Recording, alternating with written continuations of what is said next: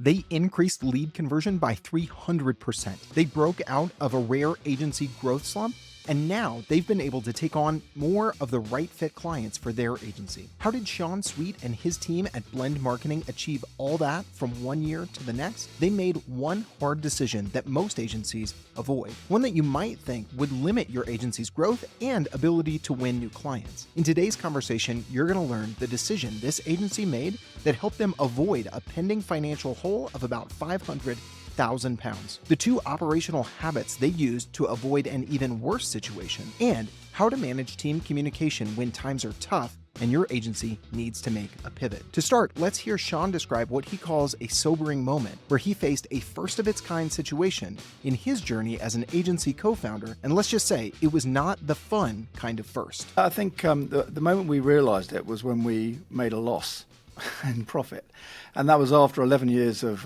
profitable growth. And we're a people business, so it's not like a software business where you're making high profits and so on. It is tight in terms of time, but we'd always managed to make a profit. And then in 2022, we made a loss. And really, we should have seen some of it coming. Some of it was out of our control. And it was really a confluence of three things that happened, which meant that we went from a really strong position at the end of 2021 to a lousy position by the end of 2022. And when I reflect back on it, I thought, well, how did I not see that?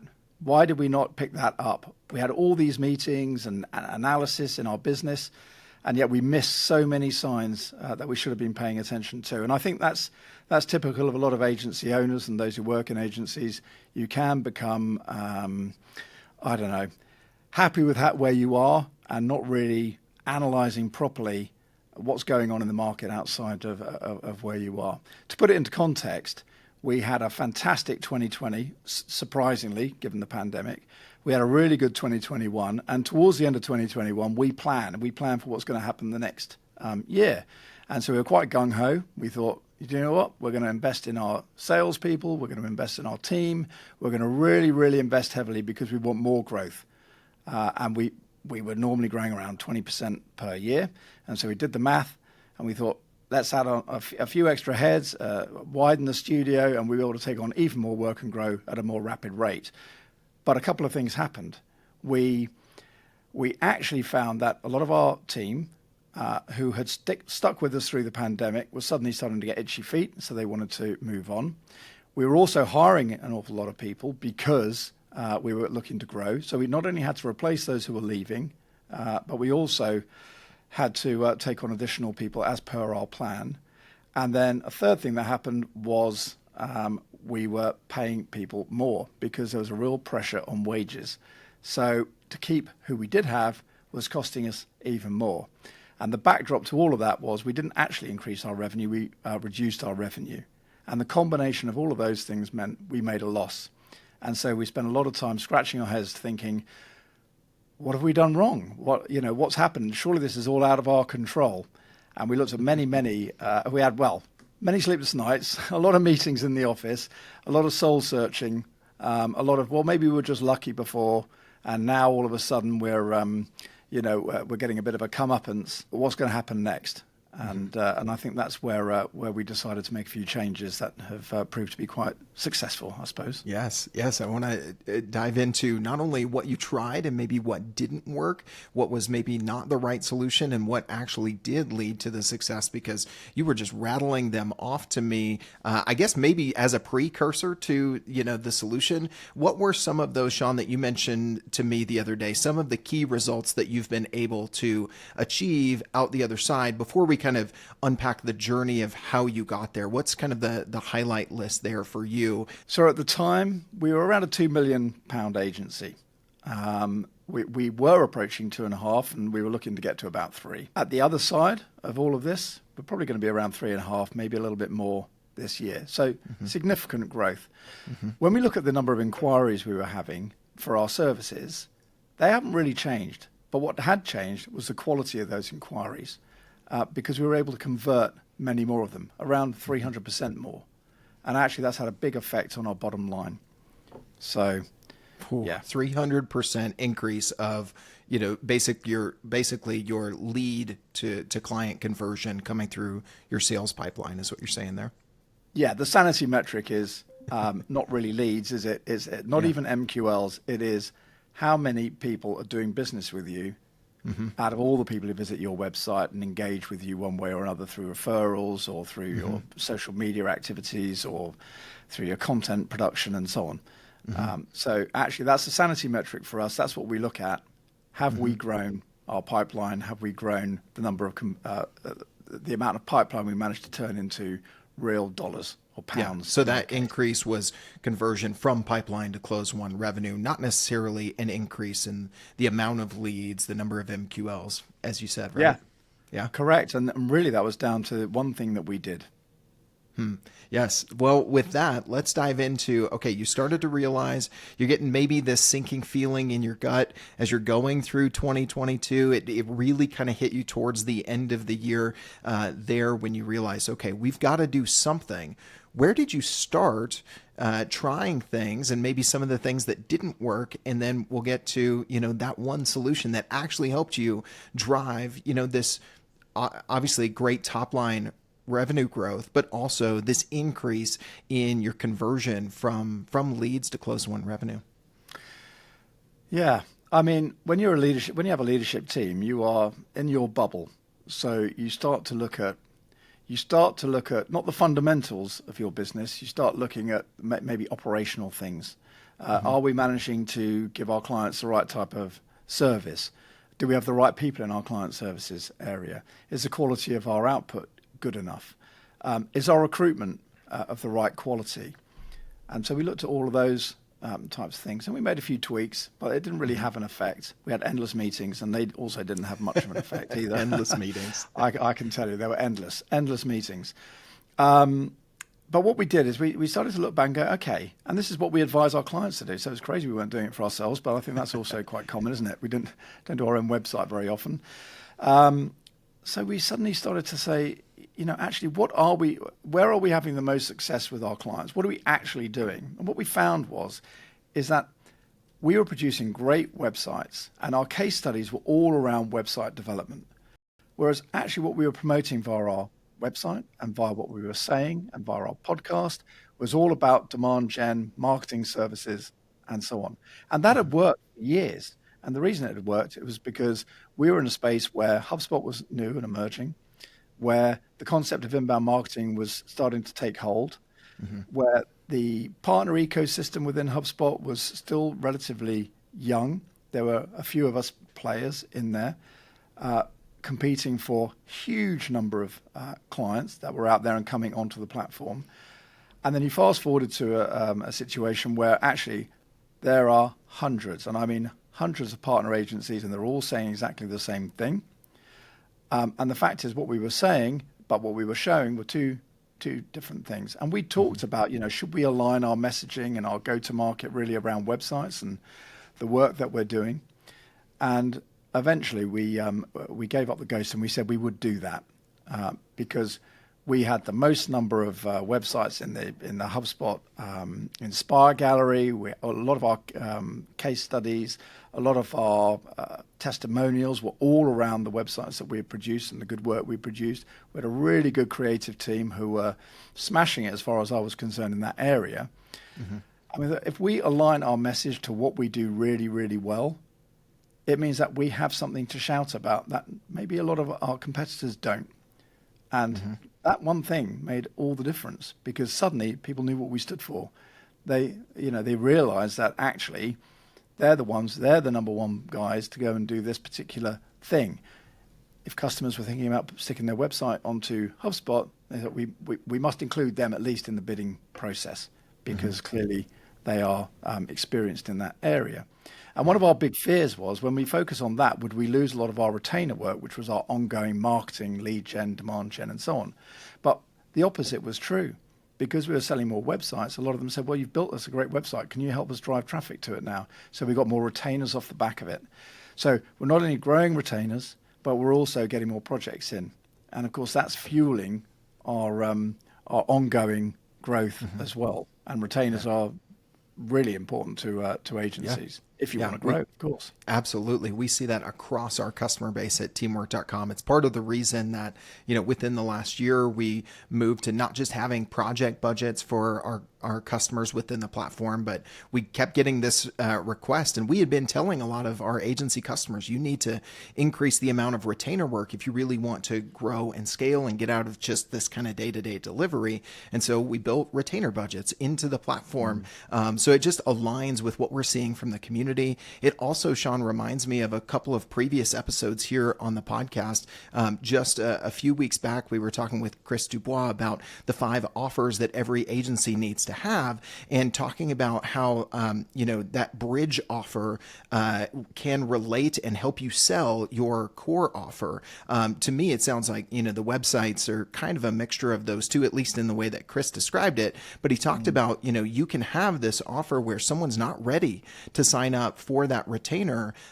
It can be profitable work that doesn't just stand alone as the profitable work, but it can be the tip of the spear, right? That can lead to more. And this story just kind of illustrates that framework that Chris was talking about. If you missed that one, check it out in the episode description as well. But first, you got to hear the rest of the story from Sean here. You touched on one thing there, Sean, that I think is one of those biggest fears. I was going to ask you, why do you think a lot of agencies hesitate to focus in this way, to look at what are we doing well, what do we do profitably, we like doing, and we can drive really great results with? And for you guys, that was the website development, both the design and the development, right? But a lot of agencies hesitate to make that switch. And do you think that does come down to what it was for you guys, the fear of, okay, we're going to lose this other business because people won't think about or see all the other things we can do as a quote unquote full service digital marketing agency? I think it's an every business issue. I mean, we see it with our clients quite often. They come to us and you look at their website and you look across the website and what they say they do. And when you dig into it and say, what do you actually do? And you find out it's one or two of those things. And the reason that they don't want to say, we specialize here, or because they think that spreading their wings quite widely means that they're going to get more work, i.e. more services, more work, or they have aspirations to work in a certain area, so they say they do it. But actually, when you narrow down, you still get those other opportunities anyway. So it's crazy not to be clear about what it is that you do. Just sometimes it's very hard to do it. I think we'd already resisted the temptation to be full service in terms of across the spectrum, in terms of getting into sales and service and integrations and all the rest of it. We'd resisted that. And so we thought we were quite niche, but what we weren't doing is our message wasn't totally aligned to what we were doing well. And it's interesting you say it's sort of spear. It was our idea of a harpoon to drag people in. And of course, the unintended benefit was that you could actually see what it was like to work with a client on a project basis, which would give you a very good indication as whether you wanted to get him into a longer term relationship with them. So, take that how you will. Yeah, I didn't even think about that. But, we've been talking about terrible clients, the clienty client, for anyone who has seen part 1 of The Client, our movie trailer we launched back the spring and just released a prequel to that. If you haven't checked that out, check out teamwork.com/theclient, and you'll see what I'm talking about there, avoiding those terrible clients. I hadn't even really thought about that unintended benefit of having kind of this bridge offer of a project that moves people to a retainer as opposed to jumping into that relationship with a new client, because there can be some reticence on their side that you need to overcome, but maybe there should be some hesitation on your side that you need to pause and actually consider before you jump in. Well, Sean, as I was thinking about kind of how 2022 went for you guys, tell me a little bit about your planning process, the way you guys look at your metrics internally within the agency. I talk to a lot of agencies who run on EOS. They look at their annual plan and their quarterly rocks. Others use OKRs. What do you guys do, if you don't mind sharing a little bit about kind of that planning and operations process? Because I think it would be interesting for that context to hear about that, and then look at what were some of the indicators that you guys maybe were starting to get some of those sleepless nights before you really realized, oh man, we really got to make a change today. There's two things there, really. I mean, the one thing is we were lucky. Well, I say lucky. We were fortunate that we had a really good fractional financial director. So I had a really good view on our cash flow over the next 12 months based on what we suspected our income would be and some known things like, our fixed costs, cost of our office, cost of our people as it was. And when we projected that forward, I was looking at a £500,000 sinkhole effectively. So if we'd have gone from December to December and just carried on without making any changes whatsoever, we'd have been in a heap of trouble, and we'd have either had to raise some money to sort that out or thrown in the towel, which we didn't want to do, of course. But it meant that we could make decisions and changes in good time. We also had a pot of cash, so we'd squirreled away plenty of money so that we could ride out any issues. In fact, it was pretty close when I look at it. So we were predicting, we were going to be in real trouble. And then when we made some changes, and that meant making some staff changes, and it meant reducing our team size, which was crucial, and doing it quickly, and then looking at how those figures changed and saying, well, that's still not enough. We're going to need to do something else, increase revenue, increase rate, and so on. So there was having that forward view was really, really crucial. And so if you don't have at least some savings in the bank, you're really at risk, I think. And if you don't have good financial control in your business, then when something sneaks up behind you, it can finish your business. Of course, cash flow being absolutely everything. So those are a couple of things we did do right. We weren't complete dimwits. But we no, did not ignore, at all. I mean, I think those two are so critical. Having your finger on the pulse, being able to look at your financial metrics in real time, and then having that safety net of some cash in the bank. I think if anyone listening to this is really honest, they can think about those two, and they might have some work to do in that area to avoid, that sort of situation. So yeah, that's really good stuff, Sean. Yeah, that's one thing. And then in terms of planning, how we operate at 135. Which is basically we have one overriding mission, which has some things that that you can actually tie numbers to. So we want to grow to this particular amount of revenue by doing certain things, and that's within that bit of text. And what are the 3 things that you need to do in order to make that happen? So it might be repositioning your business. It could be get better financial controls, drop a particular service. They're 3 main things, pillars that you need to do. And of course, that churns out about 5 things or 5 actions you need to take across all of those areas. And you divvy them out among your leadership team, and you meet regularly to make sure that things are getting done and you're moving things forward. And it can often feel like you're getting absolutely nowhere until you reflect back on where you were. And then, 6 months, 7 months down the line, you go, I felt like we were making no progress, but actually we've done a lot. And so 135s, I think, are really, really powerful to do. It's definitely a powerful framework, and similar to thinking about your agency and focusing in on this is really our specialty, this is our niche, this is the problem that we solve. Oh no, we're going to miss out on all these other opportunities. People can think about 135. Okay, that's a very narrow focus. We're not going to do this. We're not going to do this. But by, again, kind of an interesting parallel, by focusing in, you actually are able to accomplish more. Sean, you mentioned some difficult decisions about one, you repositioned your website, your messaging, the positioning of the agency. You maybe had to make some staff changes as well as make some changes to the way that you package the services. Talk to me a little bit about some of those internal conversations, some of the hard decisions you had to make, and what were some of the lessons along the way in making this pivot there? Yeah, it's always difficult because we've got quite a nice culture here where people are pretty friendly, very supportive. So it makes it extremely difficult when you are having to reduce the size of your team, because sometimes you're having to lose people you really like and also who are quite good. Other times you are inadvertently losing people who are quite toxic, which is always a good thing to do, of course. Some people you've stuck with for longer than you actually should have done. But the main thing was communicating to the people who would be staying and making sure that they understood what the mission was. Communication was so key during that period, because we could have you could have lost some really, really good people who would help you get back to where you need to be. We developed I'm part of a business group, and within that business group, we had a speaker, and they were talking about flywheels and having your business flywheel in order to grow. They were showing great examples from people like Amazon in terms of they had a flywheel when they were trying to grow, and we were developing our own.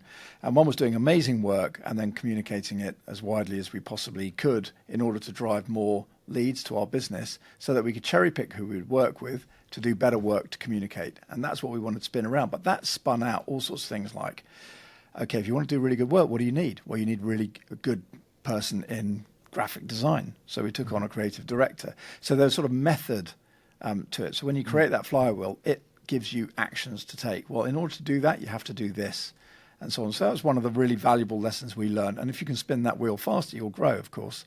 Mm-hmm. So that's one way of thinking about things. But also, it means that losing some people who don't necessarily fit with the way you're going. So we moved more towards websites. So we didn't need so many people in certain areas, and we needed more in others in other areas. So that was a tough time because, of course, having to communicate that your colleagues are leaving but we're okay, people don't always believe you. So, yeah, you certainly have to do a lot of entertaining during that period.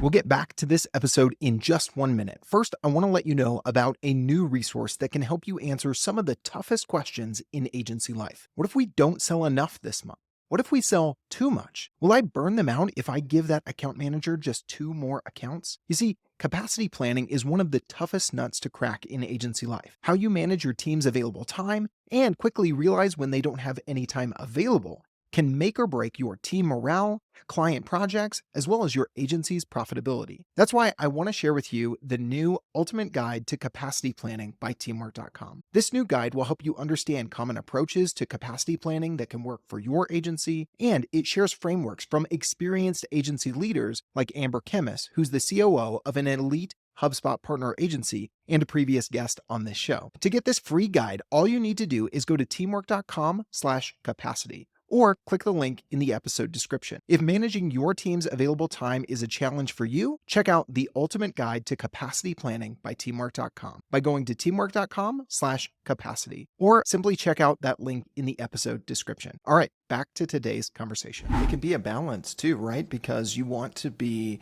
transparent as possible, especially I think in the environment that we're in. I heard on this podcast the other day of in today's environment, good, bad, or indifferent, we're just talking about realities. We're not diagnosing cultural symptoms and all those sorts of things. But just in general, all of our, and maybe there's some variation by generation, but in general, people's kind of starting out with leadership is not just at a zero trust level. It's almost at a mistrust level, starting out with in a lot of instances, right?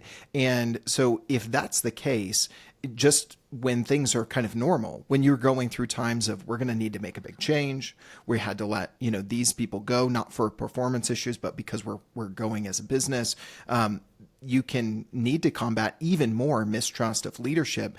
But so you want to be very transparent, but at the same time, there's a point where you become so transparent that you're giving people too much information. They don't know how to put it into context. They don't have kind of the business context that you do as a member of the leadership team. Were there any kind of rhythms or frameworks to your communication, Sean, that you found helped you guys strike that balance between the right amount of communication and the right amount of transparency as you went through this time with the team? Yeah, we tried to be as transparent as possible, because what we found over the years is that if you suddenly come up with ideas and then spring it on everyone, actually, no one likes that very much. In terms of cadence, we have a weekly company update, and we use that forum in order to bring people up to date with what's going on in the business, what's happening with sales, what's happening with our mission and our vision, and are we on track for a bonus, and so on. And that's a great moment to be able to share things in a more natural way about what's going on with the business. And then there are all sorts of individual conversations that you can have, water cooler moments where you just say, oh, by the way, I thought you should know this or that. Mm-hmm. So some of it's more casual, and some of it's more planned, and some of it's more an email to the whole team to say what's happening in this particular situation. So I don't think you can do too much communication, actually, but don't just do it in one way. You need to do it in lots of different ways, and you also need to read. Everyone's different in your team, right? Everyone has different needs and so on. So you have to be alive to how people like to hear information. Some people like it in person, one-to-one. Other people like to hear it as part of a group because they might be more introvert and they don't really want those types of conversations necessarily, but they do want to hear. So Yes. you need to make sure that they can hear as well. So it's communicating a lot, communicating to the context of the person that you're speaking to, and making sure everyone in your leadership team is communicating the same thing. Because the other thing is you don't want miscommunication going on, and you certainly don't want people deciding what's actually happening and then communicating it for you.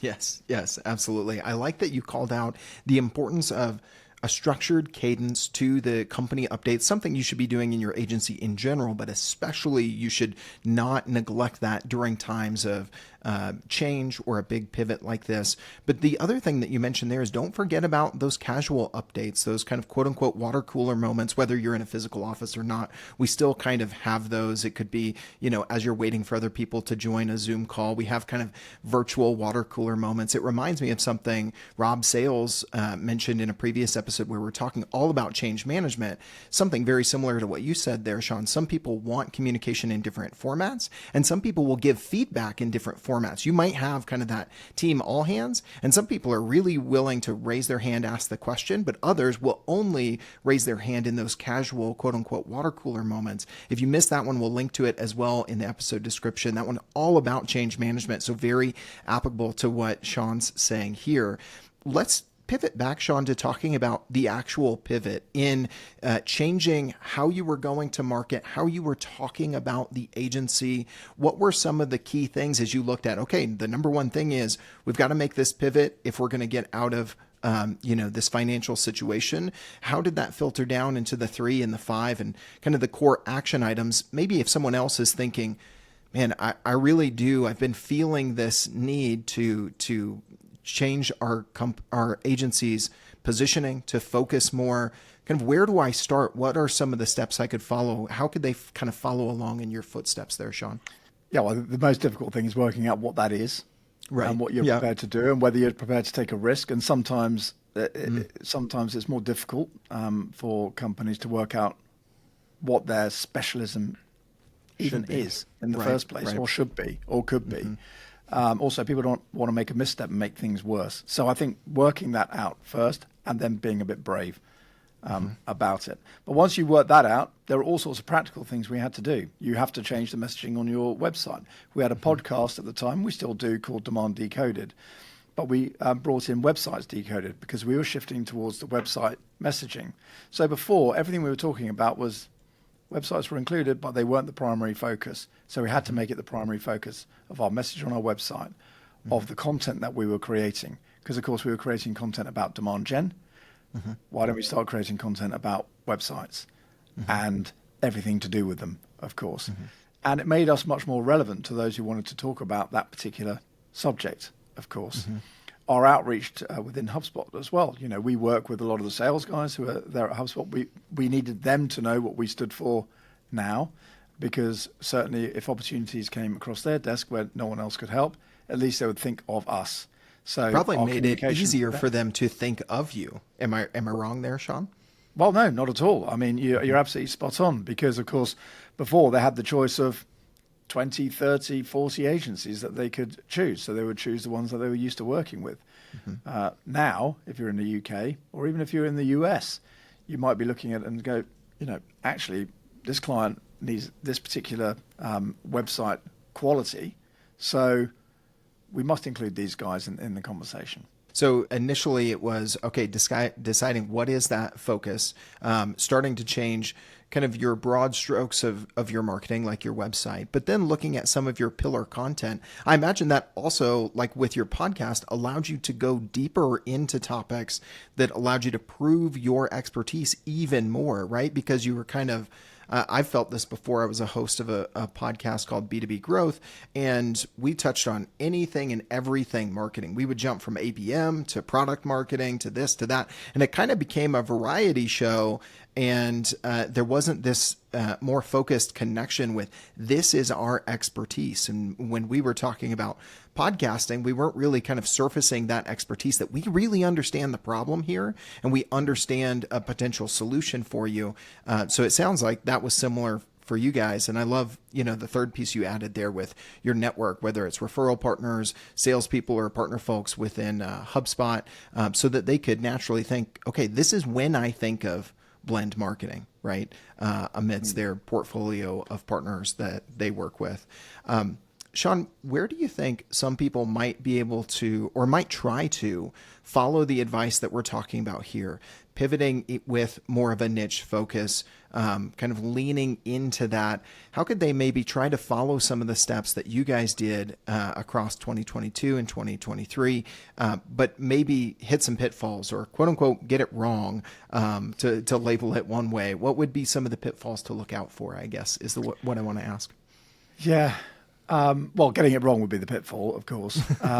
But working out what your value proposition truly is, and spending some money on working it out as well. Get a consultant if needs be, someone from outside the business to have a look at your business, see where you're actually driving your revenues from.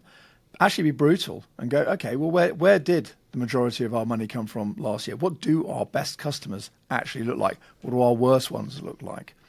Where are the red flags clients? So I think getting the value proposition right for your business, and then making sure you're communicating it properly. Failing to do that will mean that it probably won't work, and that's probably the most important thing, really. If you don't follow through with your plan, then it's not really going to work. And you need plenty of minds involved. Don't just leave it to one person to come up with these ideas. You need to be challenged, because if you're not, you might make some big mistakes all by yourself.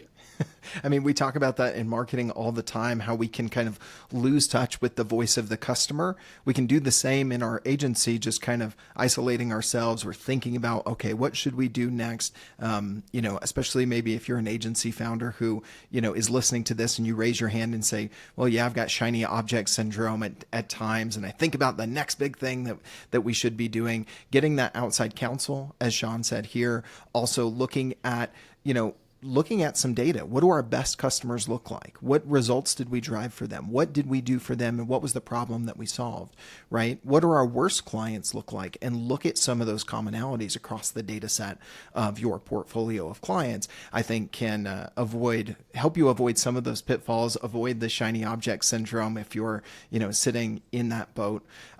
Sean, what's next for you guys as you've kind of made this pivot? You repositioned the website, the way that you talk about the agency, your podcast. I've even now seen some of your ads on LinkedIn since we've been connected and I've been on your website. And so I'm seeing that in real time in your marketing that you guys are really drinking the champagne here. What's kind of the next step now that you've made this pivot as you look at the next phase for the agency? That is interesting, because it would be tempting to go on to a next phase, but thinking that doing something extra is going to add to the business. But I think we are going to become even more niche, or niche, as we call it in the UK. Yes. But I think we're going to become even more focused in the area that we're working with. There are millions of companies out there who need what you do. You don't have to appeal to all of them, but in the growth sectors, you certainly want to be appealing to them by showing expertise in that area. So, if anything, sharpening our harpoon would be one of those things. Investing in our marketing quite heavily. So now we've got a story to tell. We want to make sure it gets told to as many people as we possibly can. So investing more heavily in that side of things is certainly one. And as you know, the reason we met is because we're going to be have a booth over at Inbound in Boston at HubSpot's annual conference. So, for us, it's really leaning into what we've already got, and that includes bringing in more expertise in our studio area. So, adding to the complementary skills that we already have. So, we're getting more and more involved in brand. We're getting more involved in video, all the things, animation, and so on, all the things that make websites come alive. So we're not going to move away from that area. We're just going to invest more heavily in doing it even better. And every project is an opportunity to be better than the last one. So and show a better case study and work with maybe a bigger client. So that's important in our own growth journey for sure. Yeah. Just because, you kind of create that tip of the spear doesn't mean it doesn't need continual sharpening. I love that you brought it back to that analogy. And speaking of inbound, if you are going here in a few weeks, come find us. Come find the teamwork.com booth. Go to the Blend Marketing booth. Ask for Logan. Ask for Sean. Let us know that you heard us on Agency Life. We'd love to continue the conversation there. So just a quick plug. If you are listening to this and you're in the HubSpot ecosystem, or you're going to inbound for one reason or another, come find Sean and I.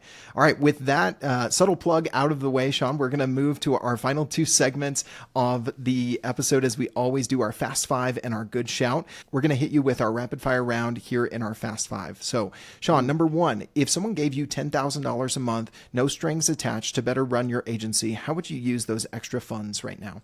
100% on training for people. It's one that's so hard to find budget for, and so important, that I can't believe we don't find more budget for it. But we want to invest in the skills of the team. A, it means that they're going to stay for longer because they know you're investing in them.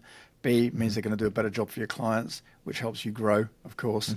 It's just a no-brainer. And I think, I think training is so essential. So it wouldn't be on anything frivolous like partying or visiting Iceland.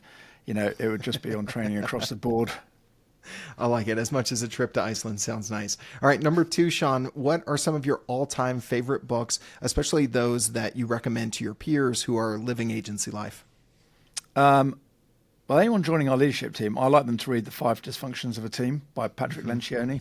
I mean, it's a quality read. And the thing is, you read it and then you look around you and you think, oh yeah, that's that behavior that I'm showing.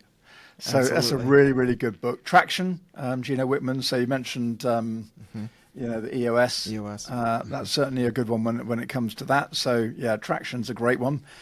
Get a Grip as well, which is more of a story around traction, effectively, and the application of EOS is really, really good.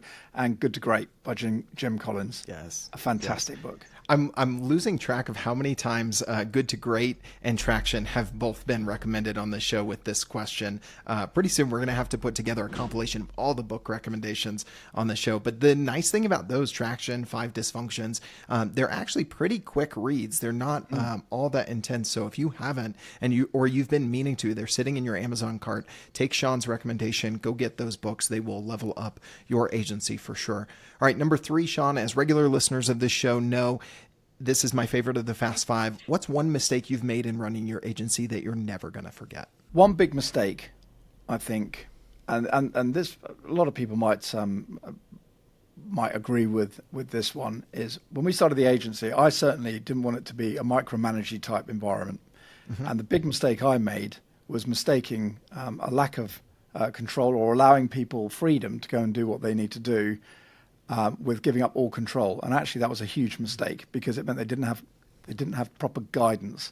So you learn as you're running an agency that actually allowing people to do their best work and giving them the freedom to make mistakes is important, but also you need to maintain elements of control so that they are clear on what they need to do and what they need to deliver, and so that you don't end up with a real issue on your hands as a leader. So yeah. Just giving up micromanagement, which we're going to be talking all about micromanagement here in a few weeks on the show. So if you're not yet following the show, make sure you're subscribed either on YouTube or Apple Podcasts, wherever you're listening. Hit the bell icon, turn on the notifications, because we're going to dive into that topic here in a few episodes. All right, Sean, number 4 and 5 of the Fast Five, sometimes I lump together because they're two sides to the same coin. Number 4, what is the hardest part about agency life? And number 5, what do you think is the best part? You're absolutely right. They're the opposite side of the same coin. So you can never truly relax. There's always something that you've got to be dealing with. I think Elon Musk said it well. Not that I'm the biggest fan, but he's certainly right about quite a few things. And one of them is that you have to be dealing with the problems and sorting out the issues, because the stuff that's working well, you don't have to get involved in. The stuff that isn't working well, you've got to turn your attention to, which means that most of the time, that's where you're turning your attention, is to the problems. And that can be quite draining, especially being running an agency for 14, 15 years. Yeah, I will say one of the nice things talking about EOS that I've always appreciated, if you're not familiar with EOS, the level 10 meeting agenda is one of the best things you can do for your agency because it makes your meetings not those endless meetings, as Sean was talking about earlier, that we've all suffered through, but it allows you to create a list of what are the top issues, what are the top problems. They literally call them the issues section in the level 10 meeting agenda so that you can have a place to park those and prioritize which ones do you want to solve, because it can feel so endless trying to solve all these issues, all these problems. But one, having a place to park them with that framework, and two, being able to quickly prioritize and then work on solving them as a leadership team can go a long way. All right, what's the flip side of that, Sean? What do you think is the best part of agency life in your opinion? All the above. At the same time. Yeah. Exactly, because while they are quite draining, they're also it's challenging. The best part of agency life is that you're involved in loads and loads of different things, especially for your clients, and you're at the sharp end. So there's never a dull day. And all the things that create challenges and headaches and why am I still doing this, are all the reasons why you get up and go and do it, because actually it's great fun. Absolutely. All right, Sean, we're going to give you the opportunity to shout someone out who's had a positive impact on your own journey in and through agency life. Who do you want to thank or mention today? Yeah, I think I'll mention my co-founder, Phil, because he's my yin to my yang, if you see what I mean. So we're total opposites. And that has worked incredibly well. And I've run a few businesses in my time, and I've always had business partners, but Phil's certainly one of the best out there because we just work so well together. He covers all the areas I'm useless at, and vice versa. So if you don't want to run a business on your own, always find someone who you can, it's a bit like marriage, isn't it?